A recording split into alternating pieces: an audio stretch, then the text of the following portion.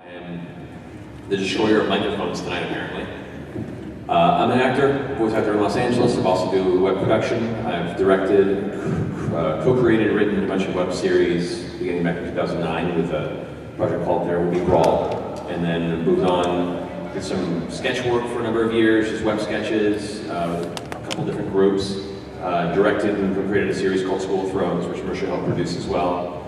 Right now we just finished shooting on a new upcoming musical web series called Muzzle the Musical, which we successfully kickstarted last summer, and just finished preliminary shooting on the 3-episode arc. So yeah, I've been involved in all elements of production, from directing to producing to prop building, costume building, to post work, editing, special effects, all that fun stuff. So we have quite a spread of bits of experience in all parts. Yeah, between us, yeah. But yes. So this is essentially a Q&A.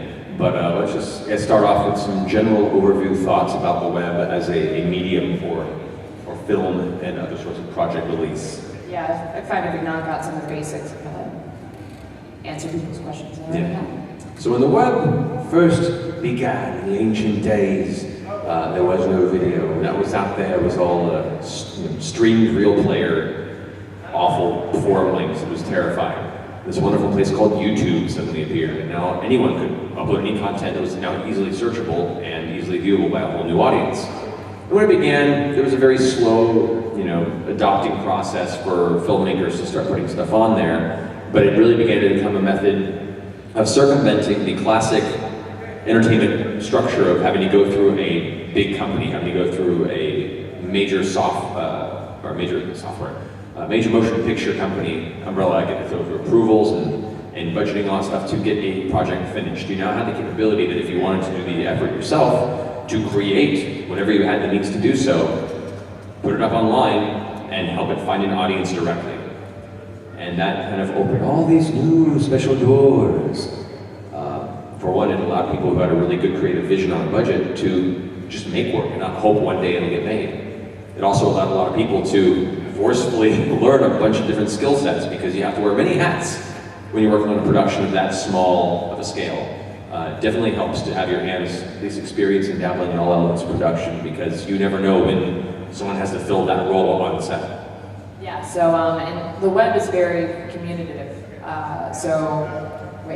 Communicative. Yeah, you have community. Never mind, whatever. There's a pretty strong community of people who do web stuff. But yeah, and, generally it's a tight-knit crowd. So when you're on set, you don't have the luxury of like the big budget film productions who have one guy to just sit there and turn the fog machine on and off in between takes. There's one guy to just hold the boom mic. But they love the fog machine next door. They're really excited about that. Fog machine. So yeah, you can't be proud, when you're on, especially on these low budget sets. Like if someone's like, hey, you're not shooting right now, and we know you're still costume, but can you please just hold the boom? Then you just have to be like, absolutely. They're always labors of love, and you have to have a good team. Indeed. Right. What other stuff should we say off the top? If you want to make money, don't do this. It's a great way to build a resume. It's a great way to get your work out there, to show it, and then eventually possibly start making money in a real field. But as far as making money on the web, it's a very narrow scope on where to do that. Good places for people that made money are vlogging and doing really, really simple sketch work and short films, because that requires a very low amount of money and time to produce a lot of content. And that's the key. Really good quality film work is a time-intensive and money-intensive experience. And the current CPMs that you have available to you, for those who don't know what CPM stands for,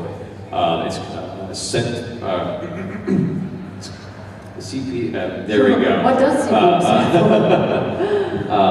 for? It's like cent per milli. No, that's cars. It essentially means rotations per minute. It essentially means the same thing, but a CPM is what the usual term is used. And basically what that means is how much you get paid per 1,000 people that view your video. So it's two different terms for the same thing. And so basic CPM that YouTube would provide to people is $1. That's like the baseline. So that means like, cool, I get 1 million views in a video. That sounds incredible. You get paid $1,000, which when it comes to production budgets, doesn't go very far. No. Of all the web series I've made and all I've produced and directed, and some of it's got to pretty large success. There We Brawl, we did 10 episodes. Altogether it was about 3 hours long. We got a collective, I think, 7 million views in our web series. School of Thrones, 3 episodes. We crested about 8 million views between the 3 of them. I have made a grand total of negative $12,000 doing web. Yep. So. And then I've also, between the two of us and then also my production team, we sank about $7,000 into backroll spoiled out of pocket. That may even be modest, actually, because the suit alone was 2 Gs. It was all out of pocket, and that was a fan series. So when you do fan series, there's a give and take. Fan series are good because there's already an established fan base. So we put out Backroll Spoiled. People were kind of craving the Stephanie Brown storyline because it had gotten abruptly canceled due to the D52 reboot. So there was already people who were wanting it. So, and of course, as soon as we released it, it found all the blog sites. It was on Comic Book Movie, MTV Geek, all of those things. And but however, we could not make money off it legally ever, and we knew that going into it because it's someone else's LP. So yeah, you can't do that. But however, we put in the first episode got like 350, I think 400,000 views is what it's at right now. And we mainly got that because it was an established fan base, but it cost a lot of money. So it's one of those things where you have to gauge what your goal is for producing web content. Do you want to make money, or do you want to produce really high quality? And sometimes there are some properties and projects and formats that can allow you to do both. But the very, very small scale stuff is the only really way you can pull that off. Because the more cinematic quality, the more film, television style storytelling and content you want to put out there, the more time, the more money it's going to cost, versus how much you'll actually make on the back end. Yeah, I always say don't get too ambitious. My first few projects I got a little ambitious, and not that that's a bad thing. But I really like to stress to work with what you have.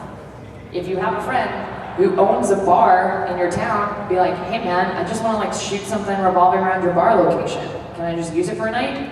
Think about what you have access to already, and think about what you can pull from for free. Because the goal in web is to do everything for as cheaply as possible. Yeah. And I don't mean that cheap in a quality way, but the ultimate goal is to make it good with as little amount of money as possible, because generally it's coming out of your pocket. Yeah. And there are other productions, there are a lot of other great YouTubers that make a large amount of money, but you notice the way they make so much money is they produce a lot of content. They do a huge number of videos that take a very little time to do. Like I said, a lot of them are vloggers, or people that do little 1-minute inserts, and just put out a lot of content, because then they can generate a lot more views, and that's a lot more money per video for a lot less time invested. And so if you want to make money doing web stuff, that's going to be more the route you want to go. However, it's pretty oversaturated at the moment. It's a little oversaturated at the moment, and if you actually have aspirations to go into more filmmaking, working in television, in the movies, you're not going to really get the respect as a vlogger. Yeah, or at least have a hard time really promoting yourself in that regard. There isn't a huge market yet for nationwide releases for an hour-and-a-half long vlog. Yet. Yeah. We'll see if that changes. What I just really try to push to people, we are getting into an era where internet and television and all that stuff is starting to combine more. But you want to, especially YouTube, don't strive to make YouTube your living. Don't be like, I want to be YouTube famous. Go bigger than that. Look at YouTube as a stepping stone. It's a place to show your work, to find an audience for it, and to really produce work that shows people that you have the skill set to transcend the medium of internet to eventually work into mainstream media. And a lot of great friends of ours who started in YouTube, like Mike Diva, Jamshot, a lot of stuff. A lot of our friends who produce for the web have now gone on to shoot commercials for Samsung and Sony. Music videos. Yeah, the music videos for large bands, really popular bands across the world, and are starting to work on actually getting produced films for Paramount and stuff. And I think Mike Diva directed the Kill the Noise video. I don't know if anybody saw that, the Kill the Noise music video. And in that, I think won Best Music Video of the Year in 2014, last year, right? Or was that 13? 13. Yeah. But so he started off doing YouTube videos and then is now an award-winning music video director. But he's also like mad talented and works like crazy. He works really Yeah, I can't stress enough that it's, if you want to do something like the web, it's time consuming. And you might not even realize how time consuming it is until you jump into it. So just keep that in mind. But if it's a passion, we're still going to make sure you do it right. Well, yeah. And producing something, honestly, like being able to create something and get it out there is an accomplishment on its own. So if you get it out there, it's done, you edit it, it's awesome, and you put it out there, it doesn't matter if 100 people see it, it doesn't matter if 10 people see it. The fact that you finished something and released it, a lot of people can't say that. Yeah, it speaks volumes. Yeah. I can't tell you how many projects I've been on as an actor or in some limited amount of production. Never And we seen the light again. finished filming it, like, cool, looking forward to it. And then I think back a year later, I'm like, what happened to that? Never hear of it ever again. You're supposed to get that, right? Yeah, I it's suppose. just all circle, yeah. A couple of key things I really want to stress going into production. One, don't underestimate good lighting. Having somebody who knows lighting, knows how to balance a scene, knows how to use proper rim light, to use proper bounces, to really fill a scene. Anybody who's even done mildly studying in light theory, it will take the level of quality of your production from looking like you shot it in your living room to being something that looks like it could be viable for television. And it costs only the help of a friend who has that talent or the time it takes for you to learn that yourself. Yeah, and you don't need crazy expensive studio quality lights. You can go to Home Depot, get a halogen, Get some scoop lights. Get some scoop lights, and go on Amazon, order some cheap gels, like some of those filters, like throw those the diffuse filters on top of them, and bam, you got pretty dope little light for like $20. Yep, like Amazon's a great source for really cheap photography equipment. Like you have light boxes that you can get with have an actually kind of a soft warm glow to a place. Make sure that you have the proper lights for what you're using though, because some light bulbs get too hot and aren't designed for that. Burn your gels. Yeah, don't melt your gels. Been a few productions where you're partway through, you're like, that's a fire! There's a fire! Where's the fire? And you just see this like melting glob of plastic dripping down from one of What does this smell like? the C-stands. Feel the light head. But lighting is a really simple, largely overlooked, yet world-changing thing when it comes to filmmaking to consider. Second, there's sound. Sound is another thing that tends to be an afterthought for a lot of productions. Doesn't take a lot of quality microphone to get good sound. You can rent or find decent boom mics. Lavaliers are getting cheaper and cheaper as it goes, and if you can find a place in your vicinity that rents out sound equipment, you can get some really good audio packages that, for the scope of a small-scale budget, would only maybe cost you like $100, $200 for the weekend for a small package of lavs. I'm sure you guys have all seen YouTube videos where you're like, oh, this is sick. Oh man, oh, look at all the special effects. And then like the actors start talking and it's like, hey, what's going on? Hey, how's it going? And you're like, oh, I can't listen to this now. And it just kills it. It takes you right out. No matter how much time and energy you put into the rest of it, if you have any sort of dialogue or audio emphasis in the project, it's going to really rob people of their focus. So really look into researching, find somebody who has some experience as a sound technician, or look into it yourself even. I've held a boom mic on many productions, and I found it was a great skill set, because then you know anybody else you'll work with in the future, if they're legitimately doing it properly, they're holding the mic at the right angle, they know how to do the different positions for the boom pole. You have to not shake as your arms start getting tired after these many takes, and you have to not shake so that it doesn't clatter. Yeah, and keeping track of levels to make sure nobody's blowing out or being too loud for the mic, because then you have to go into ADR, which is a wonderful post-process of having actors come in and re-record their lines, and try to match their lips. very rarely does that come out sounding as natural as the original read. Yeah. So yeah, sound and lighting, two very overlooked, very important elements of production that I want to emphasize. Third, almost as important as the others, feed your cast and crew. Especially if it's a non-paying, the classic phrase, copy and credit, you see in a lot of low-end productions. Which means you're getting paid with a copy of the finished product with your DVD and your IMDb credit. Mm-hmm. That's all you get. Sometimes the DVD never shows up, as we said before. Oh my god, yeah. But nothing gets a crew and cast crankier than being at hour 9 on a shoot, and they're given pizza and, you know, a juice box. Yeah. That's Like a well-fed crew will be so much happier, and people will work for you that much harder. And honestly, so in the union for SAG, they state that pizza does not count as a meal. Like if we get served pizza on a SAG union shoot, they can be shut down because pizza's not a meal. And I mean, honestly, like Boston Market. Go to Boston Market, spend like $100, get some like catering, get some like chicken, something warm, and just like, and generally the on-set etiquette is that the crew eats first and then the actors eat after. But a well-fed, and then crafty is very important too, craft services, which is just a table of snacks. And when I mean snacks, nothing frustrates me more than when I walk into a room and I see, I don't know, like muffins or donuts, and I'm like, and it's just because we're gonna be on set for 12. Don't get me wrong, I love me some fucking donuts, but if I'm gonna be on set for 12 hours, I want something a little bit more heartier that's gonna stick to my bones a little bit more. Something where the energy is gonna last you. Not where I'm gonna sugar crash in 2 hours. Yeah. Exactly. Like, cool guys, let's get this next shot up. Guys, and after crew's over there snoring in the corner. So, I mean, we really like doing like hummus and pita chips, you know, veggie tray, you know. Get like some mixed nuts in a bowl, some granola bars. Yeah, trail mix, stuff like that, just kind of out and around, kicking around. And water. Always have water on set. Well, more water than you think you'll need, because you'll obviously need more than you think you need. Yeah. Also, before you can start shooting, have the AD or somebody who's handling the production management, setting up the call sheets and stuff, to contact everyone and make sure that you have an idea what their food preferences are. We've had shoots I've been on before where, you know, the main DP, who's an incredible DP, is a vegetarian, and the meal that comes in is lasagna.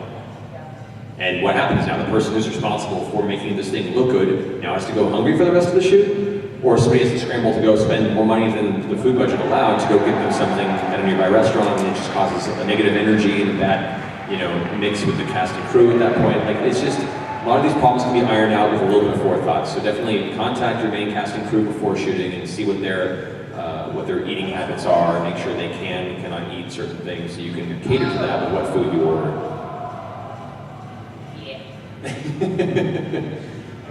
Those are the three big things I think that generally I see forgotten more than anything on productions, that only just take a little more forethought and a little more pre-planning and budgeting out your project.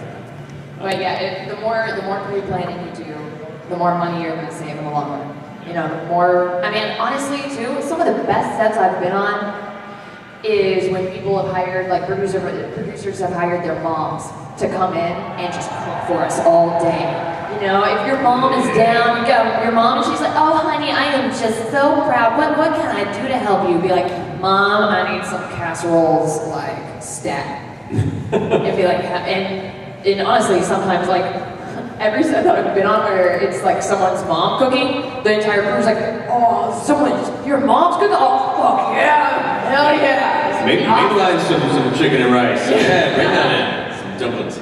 Nothing is more soul-lifting than a good home-cooked meal. Yeah, well, so yeah, while Sugar Crash can really kind of dampen your crew's morale, a big old hefty carbohydrate, you know, food coma on set, we have a similar feel, but everyone's still smiling. It's like, yes. It'll last you a while. Let's see. I'd say if you're looking for people, because now, okay, so you want to make a show, now you gotta find people to hopefully work for you for free.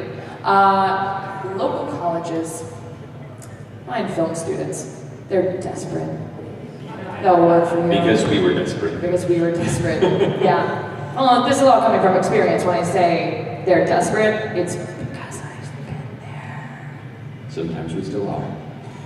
It's one of those things where some of the best skills I've learned, some of the best experiences that I still use as an example to better future productions, I learned working for free to help somebody else's production.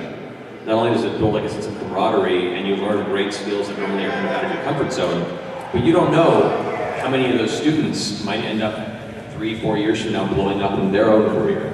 I've had people I worked with, directors and producers in old projects 5, 6 years ago that ring me up or shoot me an email a few years later like, hey man, so remember that little short film we shot that nobody ever saw? Well now I'm, doing a music video for these people and I have a character for you. Or, like... People will remember favors. Yeah, remember favors, remember if you did your job well and you were attentive to it.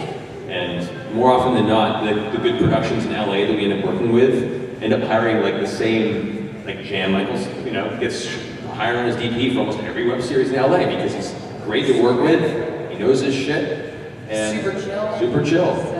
He's a workhorse. Yeah, and so you'll see a lot of the same cast, the same crew recurring, so that good. Yeah, well people talk about how hard it is to break into the industry in LA, and the reason why people say that is because people like working with their friends. And like AAA titles, big budget, multi-million-dollar films, it's no different. Jon Favreau keeps hiring Vince Vaughn because they did Swingers together and they're like best friends. So yeah, like Will Ferrell, you know how you see all the same people in all the Will Ferrell movies? Because they're all friends. And it's shameless. People don't give a shit. They're like, hell yeah, I'm gonna work with the people that I like. So that's why it can be kind of hard to sometimes find your crew.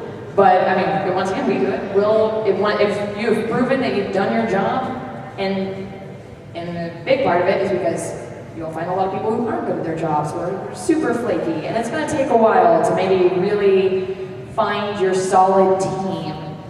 You might have to rotate some people in and out, but it is when you find someone that can gel and just really do the work, you stick with them. Yep, you hold on to them and use them as often as you can. Until they tell you to fuck off and walk away. Yeah. No, don't overuse your people either. Because somebody's good, give it a level of respect and never push them beyond their boundaries of comfort. And there is a lot of like 11th hour shoots that might be dragging on everyone's energy. And you want to make sure that everyone, especially in my opinion, you need to always help promote that sense of collaboration on the project. If people aren't being paid very much, aren't being paid at all, what really drives you all together is the idea that you're creating something artistic that you'll all be proud of. Together, as a team, yeah. And the moment that it becomes, do this because it's your job, I think Or no, this is my baby, my project. Do what I say. That can be said in a much more diplomatic way. Now, don't get me wrong, if you're $1 million, if you're a millionaire, if you've got some like trust fund babies sitting out here in the audience and you're like, I'm gonna pay people and this can be my thing, then sure. If you're gonna pay people 100% their rate and what they're worth, then you can bark out orders anyway. Still be nice. But, especially if people are coming in and working for free, when we were doing Batgirl, we called ourselves Bat Cowl Inc. We were Bat Cowl Productions. And COW, C-O-W, stand for the Coalition of the Willing. So we were Bat Cowl Productions. And if someone was like, hey, I have a suggestion, I'd really love to do this, then we'd be like, yeah, man, that's what you're here for. We got Paradox Pollock as our fight coordinator, who worked on Thor and I Am Legend and Star Trek. We got Paradox to work for free on our project because he said, I would really love to try out some new experimental things on how to shoot stunts and try out some new experimental tactics, because when you're on a multi-million-dollar set, they're like, we don't have time for your experiments. We know that this works, you're running at a really fast pace. So he was like, I can take this and really play with it, and he wanted to try like some underwater photography and stuff like that. And he was like, and we were like, yeah, man, sure. You're doing this for free. This is our project as a team. So absolutely, let's do it. And we had a costume designer. She was like, I think I'd really like to try and, maybe try out some armor and see if I can make these claws work. And we're like, go for it. The more positive you are, the more inviting you are of ideas, I think you'll actually be surprised at, how much it can really come together. Because sometimes you can be too close to a project and not see the bigger and better ideas outside of you. Avoid that whole me versus them mentality. And if somebody doesn't agree with your vision, you can talk about it and come to some sort of understanding. But always try and keep as much of a positive, collaborative spin as you possibly can. And also know too, we're luckily in the age of the digital era. Back in the day when we were shooting on film, they loved one-take wonders. the term one take wonder came out of the fact that, awesome, we got it in one take because film's expensive. So the more takes you do, you know, when they were shooting on film, that's money down the drain. So that's why they love one take wonders. In digital era, whatever, it's a memory card now. You know, you just dump it on the computer, switch out memory cards, and you can shoot as much as you want. So keep that in mind. You know, like once again, back in film, if someone was like, hey, I'd really like to try it this way, it wasn't uncommon for the director to be like, we just can't. We don't have the money for that. We don't have the extra film.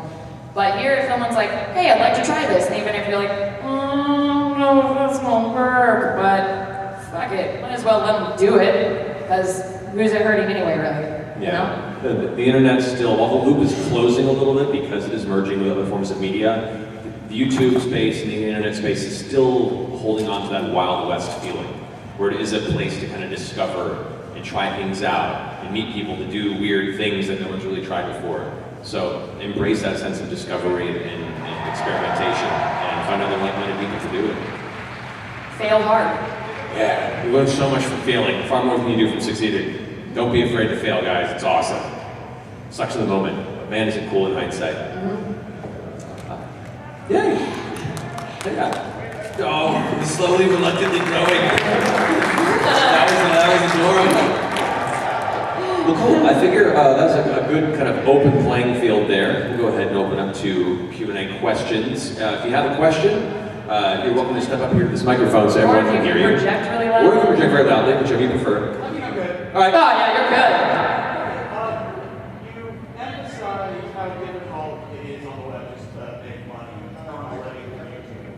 Do you feel, I mean, the web never changes. Do you feel like that sort of gap, or that earnings gap is kind of coming to a close with crowdfunding sites like Kickstarter and Patreon, which actually allow fans to sort of support artists or developers or producers that they like through monthly increments?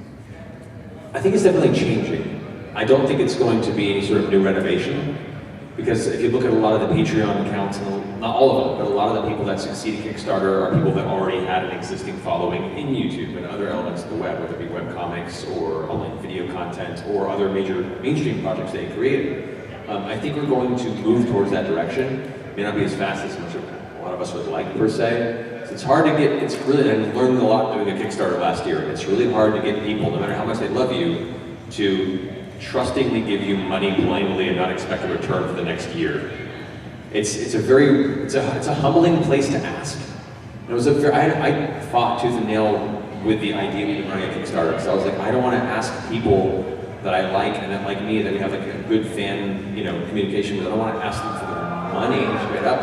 It was a weird thing. It was very humbling to have to like be like, okay. Yeah. When you don't ever, like as a consumer, you're like, oh, Kickstarter, sure, that seems kind of cool. And then it's not really until you're throwing up your Kickstarter that you're like, oh, this kind of feels like stealing. And it's not. And it's about, you want to create this project, you want it to be a sense of community, but at the same time, it's just a weird thing to be like, hey guys, you want to do this thing, can you pay for it? And so that was where we started coming up with cool reward systems, which, by the way, if anyone wants to run a Kickstarter, really think hard about your rewards, because that will be something to bite you in the ass down the road. Right now, we're struggling with like, okay, what do we promise? Okay, all right, well, there goes my March. So be prepared for that. It can be more exhausting, and Kickstarter takes a percentage, so you can't forget about that. And Kickstarter, the rule is if you don't make your goal, then it all goes back. So you could spend, and it takes a lot to build a Kickstarter. You have to submit, you have to build it first, then you have to submit to Kickstarter to see if they're even willing to accept it. I heard it's different with Indiegogo. Indiegogo is different. You keep whatever you make, but Indiegogo is great. It just has a bit of a different reputation. Right. Well, we'll also consider, when you plan on a project that costs this much, and you don't make that goal, are you still able to deliver the promise of quality that you originally set out to the people who did give money? If you go, I need $20,000 to make this 6-episode arc, and I have to have $20,000, and you only make 5, you still have to deliver. So think of, because those people who gave you $5,000 are still going to want to see a return on their investment. And so people, the psychology behind it a little bit. Some people like Kickstarter a little bit more. Some people feel it's a little bit more legit. But there's a little bit of a gambling aspect in Kickstarter where people know that if you don't meet your goal, you won't get any of the money. So there's kind of that psychology. Like people who like gambling also really like Kickstarter. There's this interesting study on it, you should look it up. Yeah. It's just, I've done an Indiegogo and you did a Kickstarter, and be careful what you wish for, is what I can say. I think Patreon is a really, really cool process because it allows you direct ability to not just jump in one project, but to really help support an artist you believe in. And I think it's a really, really cool thing to do. I have a number of artists and people that create like web properties, web comics that I myself give money to, little bits at a time monthly through Patreon because I really believe in the work and want to help be part of that. And I think this is building a really nice bridge to the idea that the community is now beginning to support people that provide entertainment directly to the community. And that ties the community to the artist and feels more involved. Like me, I love the idea that I helped fund this webcomic. I love the idea that this great short that came out, I may have paid for half the crew's food this day. Like that to me, I feel much more invested and more attached personally to those properties. And so I think it's a really cool way to incorporate both the fan base and the creators. I think it's still finding its legs, and I think right now the YouTube space is still the main goal everyone shoots for when it comes to making money at the web. But like you said, that loop is closing very quickly. You see all those that are making the big money in YouTube, it's because they were there when YouTube kind of started. There's a few outliers, but like the big Toby Turners, the PewDiePies, the people that are like the big top names in YouTube. Sexy Phil. Yeah, they've been doing this since day one. Phil DeFranco, by the way, his YouTube channel was his college dissertation. I don't know if you guys knew that. He doesn't give a shit about the web or pretty much anything you talk to. He was like, I think I'm gonna see if I can come up with a module and to see if I can make money off of YouTube. And he was essentially really the first person who really hit it on the head with the playlists. Sexy Phil makes all this money because he puts each segment as a different video, and then puts the entire episode up as a playlist. So every time it switches to that next video, whereas if he had put it all in one big giant lump, one episode, when you watch it, he's getting one view. But by putting it in a playlist, he now is turning your one view into 10, because it just goes immediately into the next episode. That's how Sexy Phil makes his money. That's how a lot of those YouTubers. Brilliant. It was a genius plan. But it was his college dissertation. And now he has like 2 houses and a studio. And a baby. Yeah, and a baby. We're not vested. Hope that answered some of your question. I did, thank you. No worries, that was a good question. Anyone else have another question? Feel free to raise your hand. We'll step up to the mic. You, sir, yes. First, I want to say I love their movie Crawl. Thank you. Amazing. And also, anyone in the area for me, photography digital festivals, Ace Photo and Fairfax, Virginia. So Ace Photo in Fairfax, Virginia, a good photography equipment rental place. Awesome. Good. But what I wanted to ask was, are there any good resources that you know off the top of your head to learn lighting and sound? What's that book that we have, that lighting book that they give like all the film students? What's the name of that damn book? Actually, funnily enough, YouTube. There's a lot of great tutorials, a lot of students that have gone and put videos that teach you step by step how to set up proper lighting, how the use of fills to set mood. That's the thing too, it's not just having lights, color in lights also can very much subconsciously set the emotion in a scene. Doing a lot of blues and greens give kind of a low, mysterious, bit of underlying tension. Reds give, a heightened sense of energy and anger. There's a lot to color theory that transcends beyond that discussion into film work. And there's a lot of videos that discuss those theories, and a lot of people that do like step-by-step tutorials online.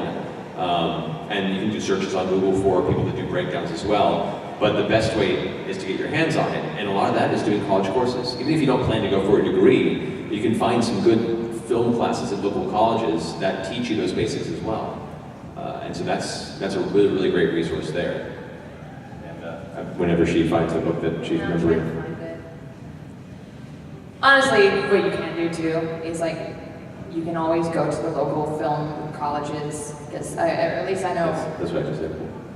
I go into the bookstore and buy their books. Oh, there we go. Yes. Because I don't know, at the college that I went to, the bookstore, anybody can purchase books from there. So yeah, you can just go in there and be like, yes, I need the book for acting, or for lighting 101, and they'll be like, oh yeah, sure. And it's For $80, because college bookstores. that's college, yeah. I'm trying to find this, it was like an old book though. It's like one that's been around since like the 70s, but it's just really good lighting theory. Hollywood says anything. Everything must be teal and orange. It's the only way. Transformers, Michael Bay. Roger orange. I don't know, we keep talking. Oh wait. Hey, what? Good. Yep, aber nie dazu I don't know, we have one book that's pretty good. I'm sure they're all the same. Just go buy a lighting book. They'll probably tell you some of the same shit. I don't know. Read a book, read a book, read a motherfucking book. Question. Question and a comment. First comment is, actually, you can read the manual for your camera, and we'll tell you some lighting stuff. Awesome. So the manual for the camera has tips on lighting as well. Who would have thought?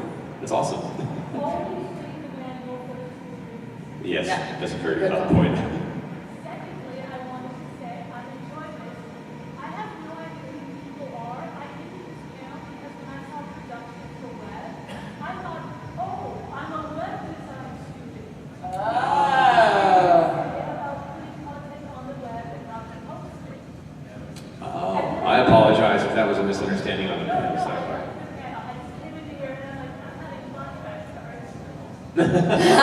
Okay, so to recap on this, my name is Matthew Mercer. I'm an actor and a director from Los Angeles, California, and I've produced a number of web series and web shorts, as well as done a number of small film projects in Los Angeles over the past 6+ years. Yeah, and my name is Marisha Ray, and same, essentially. Been working in web for probably like the past 5 years now, writing, producing, and yeah, mainly the geek world. We're pretty involved in the Los Angeles web production community, but we've also had a lot of friends from the East Coast, New York, and Texas as well that we've interacted and worked with. So we're not saying we're by any means experts, but we have a few, hopefully some helpful hints to put you in the right direction, if that is your interest. As far as actual web design and hosting goes, you could teach me a panel. Sure. Yeah, I don't know anything about that. I've messed enough with Dreamweaver to be like, okay, there's a button. Yeah. Yes. So you guys have a huge following on YouTube already. Have you ever thought about breaking into more micro content like Vine? I have a Vine.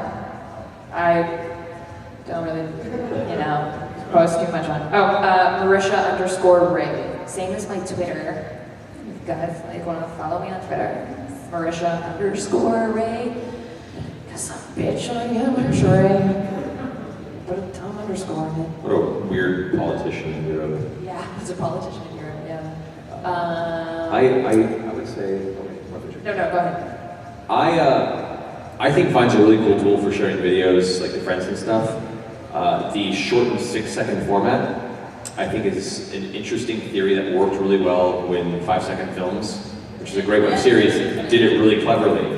Like first in like 2007. And I will find a Vine compilation here that I think is really funny. However, a little part of my soul died when I went to VidCon this past year in Anaheim, California. Which, for those who aren't familiar with VidCon, it's the largest internet, community convention in the country right now.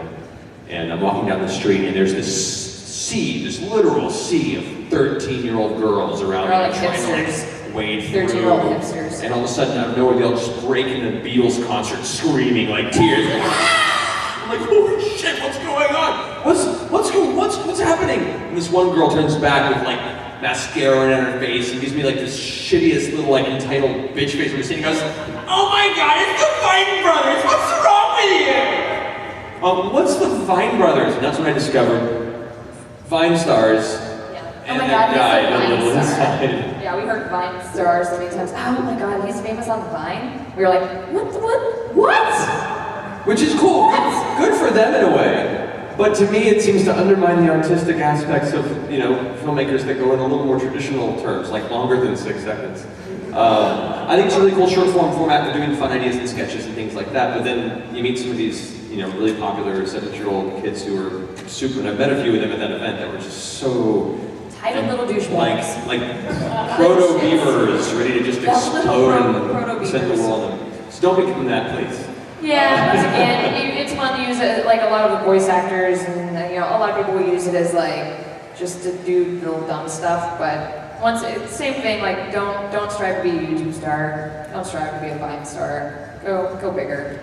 But definitely use it as a tool. Yeah. If you can find a way to turn the medium towards you, like make a bunch of 6-second clips that if you watch them in succession makes a whole feature-length film, that would be awesome. And cool, clever ideas that would be awesome. You just handed out that idea. Why didn't we do that? Don't do that yet, we have them.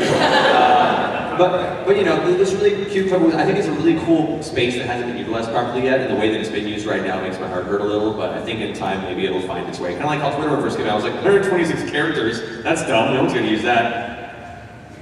And now I use it a lot, it just takes time for people to adopt it and find out how to make it fit your needs. But right now, just the term Vine star makes me throw up a little bit back of my throat.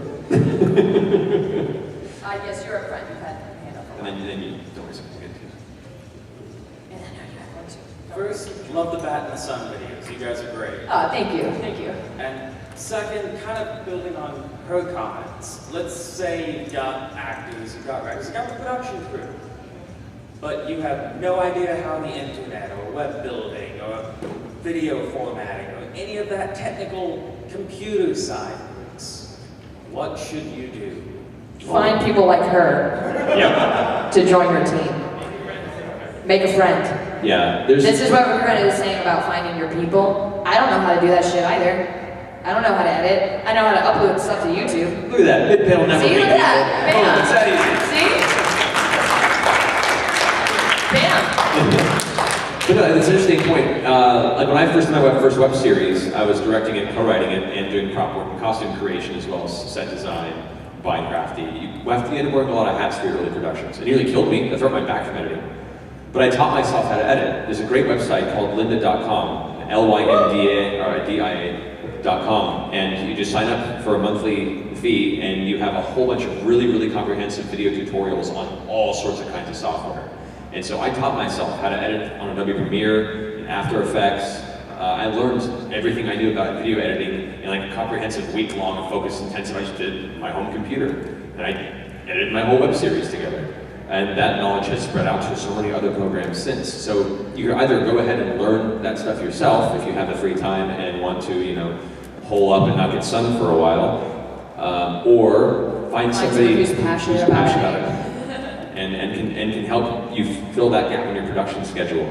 And then you guys will probably form a really great bond in future projects as well. And then they become part of your team, and you guys begin to collaborate more in that regard too. Yeah, I mean, you will, like we said, it's all about finding balance. You will end up wearing many hats, but try not to kill yourself. You do want to build a team. And that's also kind of what we were saying, like, don't be too selfish, just where you're like, oh, this is mine, and also if I don't do it, it won't get done right. Like, trust a little bit. Yeah. Some people might let you down. It's gonna happen. People are gonna disappoint you. Then you go, okay, I learned from that. I'll find someone else next time. Yeah. But you have to let go of your grip. Yeah, delineate some of the responsibilities so you aren't killing yourself. Yeah, because then you'll honestly, there were a few times where I probably took on more than I should with background. And I had this very Atlas complex, just the world on my shoulders, and there was, Matt can attest to it, one moment where I was crippled in my living room floor, just like tears, just crying, because I had so much responsibility, and I had a team of 40, 50 people who were working on this project that I felt like You'd let down. I had let down. Like, if this does not work, I am letting so many people's hard work down, and I mean, it was so stressful. So it ended up getting to a point where I almost started to hate the project that I was building because I had stressed myself out so much about it. So just remember, you know, you are doing this because you love it, and try not to make something that's supposed to be positive, negative because you're taking on too much. Find a team. Awesome. Yes, he had a question. You guys using entertainment lawyer or using software like Pocket Lawyer to provide contracts? For small scale productions, we handle a lot of the contract stuff ourselves. Standard NDAs or things like that. Yeah, just making sure that we kind of do our own research and read those thoroughly ourselves. We have a few really good producers that we like to call in, like our good friend Jennifer Chang, who has produced. She produced a low-budget horror film called Dead Inside. She also produced Street Fighter High, the musical, back in the day. I don't know if you guys remember that web series. Yeah. She Great. works now with Jace Hall's company. Yeah, once again, someone else who made a YouTube series, Street Fighter High, the musical, and is now working next to Jace Hall. Yeah, if you guys have seen Twin Galaxies Twitch stream at all, she's the one who runs that stream, and it's like her thing. So she helps with that. Also, Alex, who's helping on Muzzle the Musical, she's our associate producer on that project, and she handles all the legal stuff because that's what she's trained as. Contracts are what the thing is. So if you don't have the knowledge, make sure you find somebody who can help you. Producer. Yeah, it's such an important thing because it's very easy for you if you start getting into the avenue where companies are funding properties for you to end up in a position where either you unintentionally lose creative control over your project or end up not getting the money you thought you were being paid because of some clause you didn't quite understand for the legalese. So definitely read your contracts. We actually have a rule, or at least I know a lot of actors have a rule in the industry where if you present them with a contract on set, because a lot of times they'll be like, all right, here you go, on set. If it's more than a page long, we say, I'm sorry, I'm gonna have to wait and send this to my agent or my lawyer. See, we also have agents that we'll send because they've got, our agency will have lawyers and people to do that. However, my great friend Michelle Morrow, who hosted BlizzCon this year, she has an entertainment lawyer that's a great friend of hers that she gets up all the time. He's a friend, so she'll just be like, hey, will you check this out for me real quick? And he'll do it for free. So you kind of, once again, find, if you have access to a friend who's an entertainment lawyer, awesome. If you have someone who is just a law student, you know, someone who wants to start like getting in that way, or someone who's just good with legalese stuff, take who you can get. Yeah, trade favors. Be like, hey man, if you read this for me, I'll help you move your couch next week. You But know, yeah, if it's over a page, and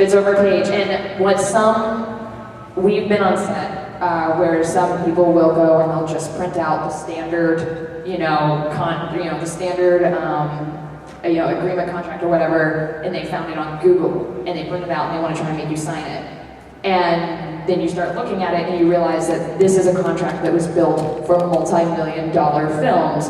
This is not that. And they start like threatening you with, if you leak this, we are going to sue you for $1 million. Where then you're like, whoa. And they're like, and you'll have some producer that'll just like, it's fine, it's just standard, just like print it out on Google, like whatever. Don't sign that. Don't. Because they'll want you. It will probably, once again, if it's just your friends, might not come back to bite you in the ass.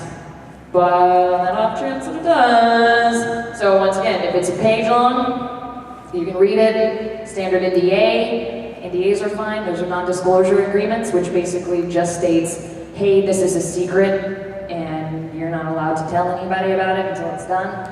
Those are fine. We sign those all day long. But anything more extensive, send it to a lawyer, law student, agent, just somebody who understands a little bit more. Yeah, we were lucky enough that on Muzzle the Musical, one of the other producers in the project who was writing all the music for it, his name is Jason Charles Miller. He's a very, very talented musician. He's written music for Disney, written music for HBO. He has an entertainment lawyer that handles all his music contracts, and so we just kind of like gave him a little bit of cash out of the budget and said, could you oversee the contracting process of this to make sure that all that's taken care of? And he was happy to. So if you're starting to really go into serious production work, start asking around and see who of your friends knows somebody with that experience or is themselves a person with that experience, and see if you can build up some favors with them. Yeah. And yes, you had a question. So you get to wear a lot of hats.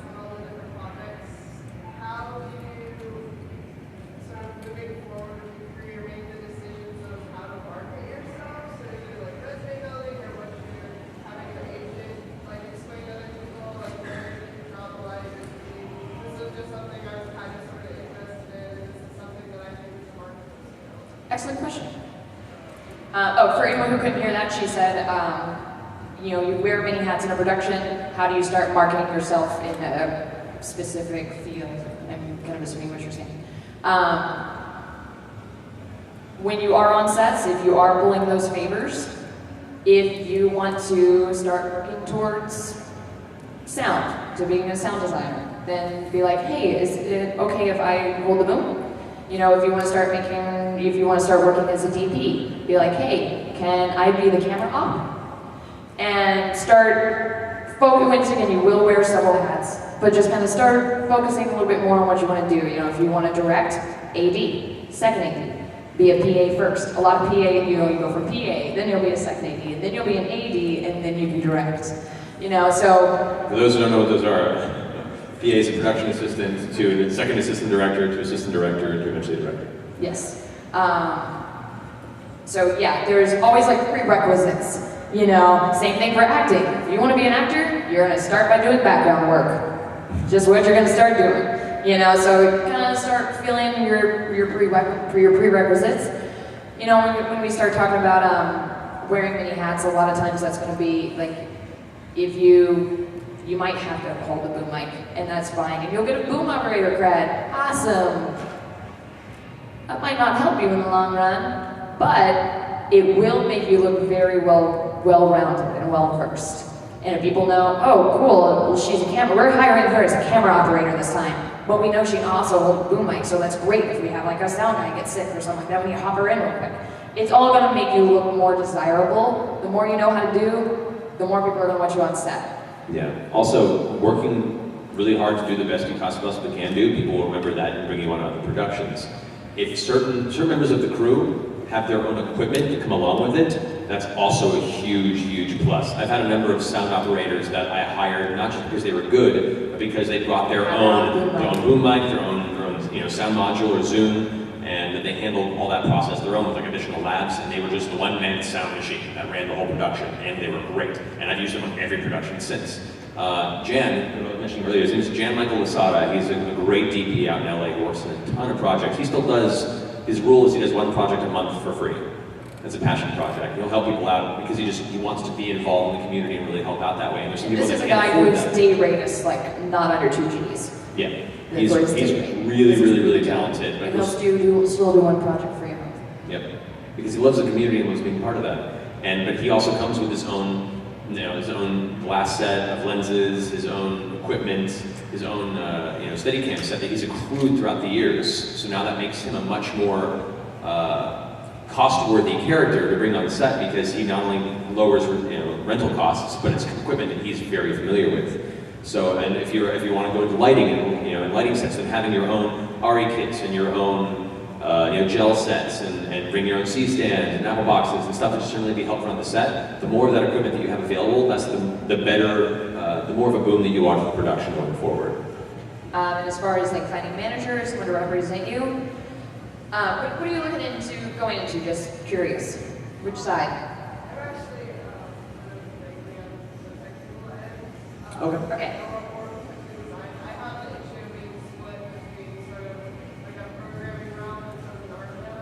Sure.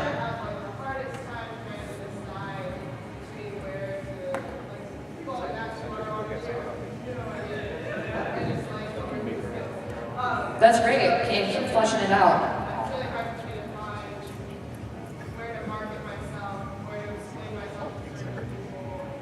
You're what I like to call an anomaly girl. I say I'm the same thing. We're anomalies. You're jack of all trades, and sometimes that can be like, oh, where do we put you? Don't limit yourself. I will say, and this is honestly speaking from something that I've been dealing with the past few years, on being like, do I keep spreading myself out, or do I want to start investing more time into this one avenue? And I've had a lot of people tell me, being like, why do you need to choose now or ever, really? Like, I don't close doors just because you don't know yet, or you might want to focus on this. And And as far as representing yourself, just start looking into some of the different guilds. There's the Writers Guild of America, which is great. There's the Directors Guild of America, which is also great. I think there's a Stagehands Guild. There's guilds for everything, and those Costumer people, Guild. Yeah, there's the Costume Design Guild, the Costumer Guild, and those people will be able to help you, and you'll be indoctrinated into their community, and you don't have to be in one guild. You know, we're in SAG, we're in AFTRA, but you know, we're also. Are you in the WGA? We're not. I'm not in WGA yet, no. But I think we can join pretty much whenever. I've had a few people being like, why don't you join yet? Well, the second after is like, well, you must meet these requirements to join. The WGA is like, hey guys, Yeah, you want to come in? we have punch. You know. And a lot of the once you join those guilds, a lot of those guilds will then have resources that open up to you. You know, Yeah, communities that can help you answer those questions. exactly, guide you. and mixers and you know things like that. They'll have those things to start helping you. And the fact that you can't decide doesn't mean that you should. Yes. It means what you do is as you progress, start really paying attention to which aspect on set helps you feel the most fulfilled at the end of the day. Because a lot of, going into a future career in any sort of production, it's a time and physically intensive process. You want to make sure that all that energy is being spent into something that at the end of the day makes you feel like you really accomplished something, you're fulfilled with it, and you're happy with your work. And it may take a while to find that footing, but definitely don't be afraid to try different things out and really paying attention to which one of these brings you home with a smile. And then that would be the direction to start putting all your focus towards. But try it all. Why not? Might as well. Once again, especially if you have friends that are like. And honestly, I found if you ask, don't be afraid to ask. This is honestly one of the biggest lessons I've learned this past year. 9 times out of 10, if you go up to a company or a team or a crew and you're like, hey, I really like what you do. I've got this and this and this I can offer. Can I help you? Most of the time they're gonna go, oh yeah, dope, totally. Yeah, thank God we were trying to find someone who could do that. Yeah. The last person sucked. Okay, come on, It happens. So don't be afraid to ask. Yeah. It's a At community. all. It's a community, and that's kind of what it thrives on, is that sense of community. Yeah, reach out, hit people up, like find them on Facebook. You find do it. And as my mother always says, it doesn't hurt to ask. The worst they can say is tell you no. So always ask. We got about 5 minutes, so See if we can get through a couple of quick questions here. rapid fire. Yes. Yes, come to the mic, sir. Speak into the strange waffly metal thing. I was far away and I couldn't hear anybody, so I was like, oh, I should move forward closer. No worries. Just sort of asking about the legal piece you were talking about a little bit earlier. All right, so you mentioned that one-page rule. Like, where did you, what determined that rule? Like, where did you come up with it? Did you hear about it? Like, who told you? I learned that rule from a producer that I work with. Yeah, it's what the idea being. It's not just, and it's not a stringent rule. Yeah, it's not that was his rule, and I was like, I liked that rule, and so I adopted it.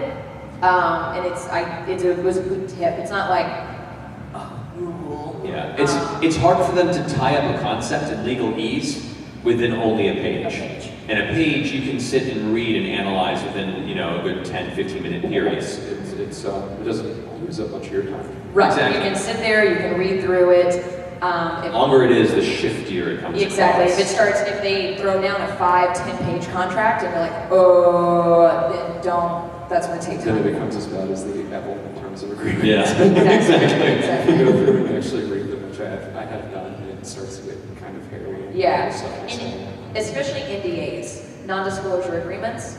They should. A good NDA is a paragraph, to be honest. An NDA can be no more than a page. If someone hands you an NDA that's like massive, then no, there's something up with that. So it's just, for us, it's just It's a rule of thumb. It's just a rule, and especially because when you're on set and things are happening fast, and you don't want to think that way, but there are people who will try and take advantage of you. Pressure you to get it done. And pressure you. And Hey, we gotta be on set. yeah, we gotta rush. No, we can't film. Yeah, we can't film until we sign this. We just sign this really quick, and then that's when you're like, oh. Yeah. Give me So, time. Just need time. Thank you. Thank you. Awesome. We have time for one more question if anyone's ready for this. Who's gonna be the last one? Oh, don't be shy. I know we've got one more percolating out there. Anybody? Not you, Steven. Sit down. Anyone else? If you don't want to start singing, Yes. you don't want us to start singing.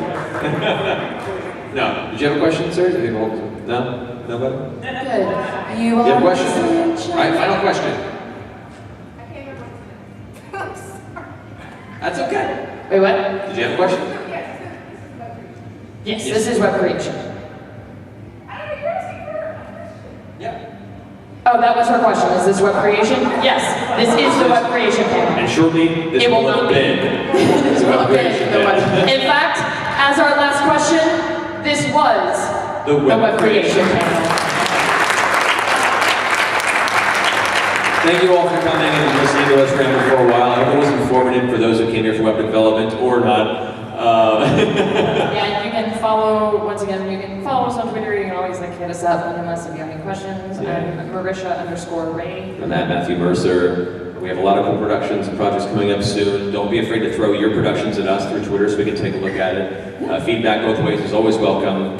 And look at the scary living world of web and fight it with a giant trident atop a horse. And remember, every view is a victory.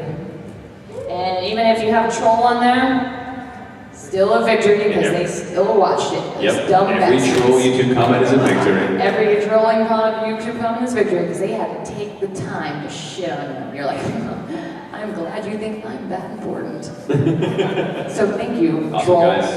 Yeah. Enjoy the rest of your MAGFest. Thanks for coming.